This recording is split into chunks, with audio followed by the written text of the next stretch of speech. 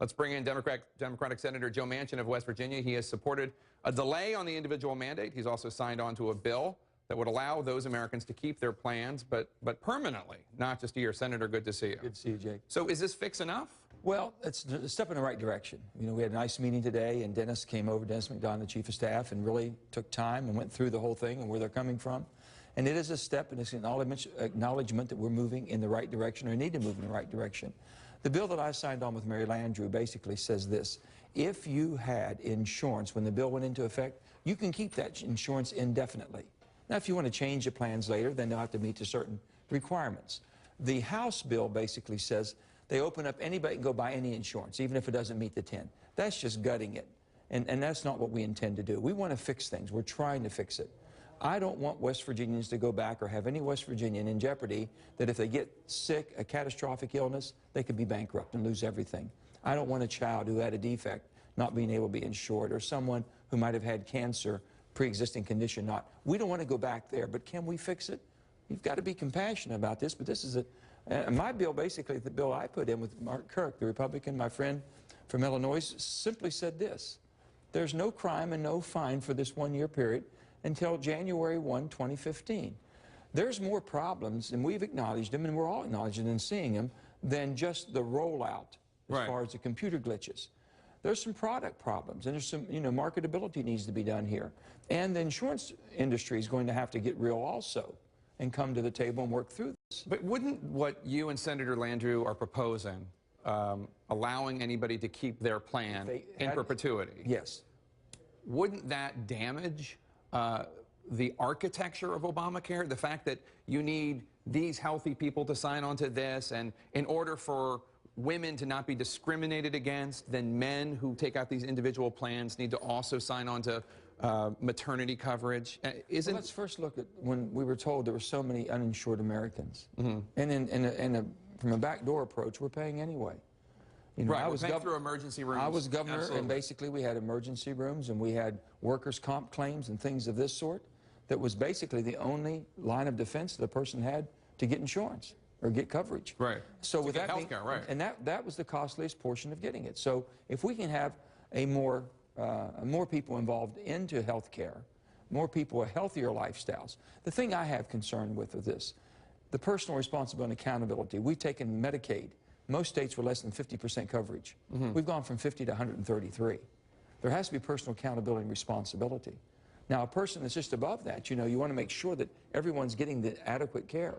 Right. But if we're paying and giving somebody, there has to be a quid pro quo, responsibility, accountability, not over abuse or use to the point, and live a healthy lifestyle. Be, but aren't you worried that what you're talking about doing, allowing people, even people who have junk plans that are really cheap but don't really offer anything, and in fact, healthcare experts would say that they're worthless. It's just it's sneaky business by some insurance companies, some unsavory actors.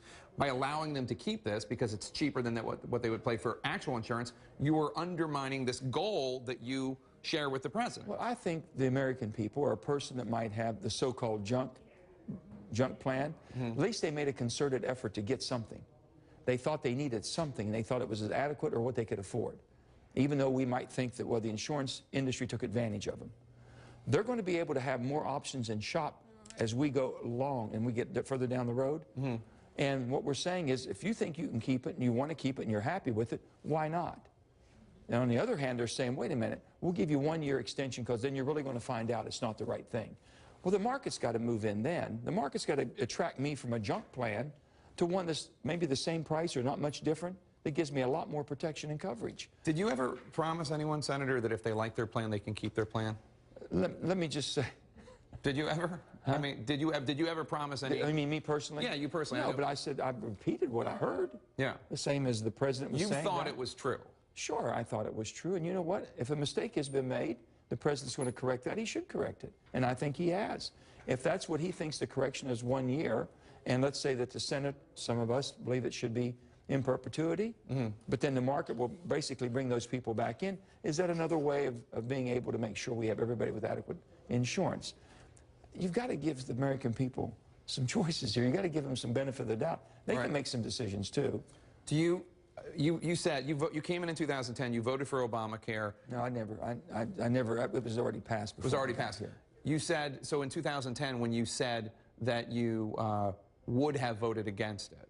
When you told that to Chris Wallace. What I had said, Jake, I would have voted against the plan the way the plan came out. Right. I didn't think they should go. I mean, I know that the strain that states have on them.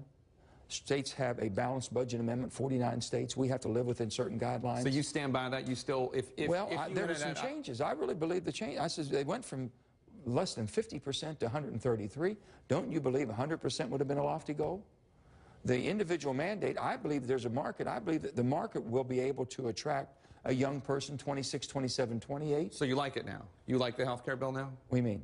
Well, you said no, I said we have to work it. Right. You obviously want to change it. We but did you the 1099 change. Yeah. In October 2010, you said that you wouldn't have voted for it. I'm saying now, 2013, seeing everything. We made the 1099 change. We right. There's other changes we put in there. So the 40-hour work week, we don't have that in there yet. That needs to be in there. The 30-hour. I've never heard of a 30-hour work week. I've been working all my life. You know, that's 2 days.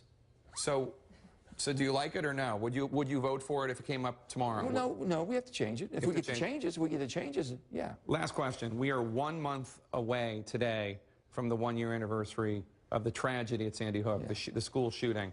You and your Republican colleague, Pat Toomey, worked very hard on a background check bill. It did not pass the Senate. I understand it still is not making any progress. What's the problem? What's the difficulty you're having convincing your colleagues to support background checks on gun purchasers? Well, let me just say first, I'm a law-abiding gun owner. I love to go hunting and sports shooting and have all my friends in West Virginia. It's our culture. I remember your ad. You shot a that's right. You shot a gun. You shot a bullet through the EPA bill or something like that. And the bottom line, cap and trade. That's it. And the bottom line is, I'm a staunch defender of the Second Amendment rights. But also, I'm a responsible, law-abiding gun owner. I'm not going to sell my gun to a stranger or to someone who's mentally impaired or give it to a family member that's not responsible. Responsible gun owners don't do that, law-abiding gun owners. Right. So don't look at me like I've done something wrong or I've committed a crime because I own a gun. I'm certainly not looking at you like that. I know, Jake. Okay. So what I'm saying is now let's look, as a law-abiding gun owner, I want to know that person who wants to buy my gun, or if I'm going to buy a gun, they should want to know who I am. So I thought it was very reasonable and sensible to say a commercial transaction when there's no personal acknowledgement or no personal interaction, that have a background check. Right. And you do it when you buy. Americans agreed with you. Sure, they do. What's the difficulty? People do not trust government. Now, we've lost the trust of government to where government will just stop there. The people that I go hunting with and shooting with says, Joe, we like your bill. Your bill's good. There's no problem. We just don't trust government will stop there. All right. Senator Joe Manchin, West Virginia. Thanks, Thank Jake. you so much. Appreciate Always a it. pleasure. Appreciate it.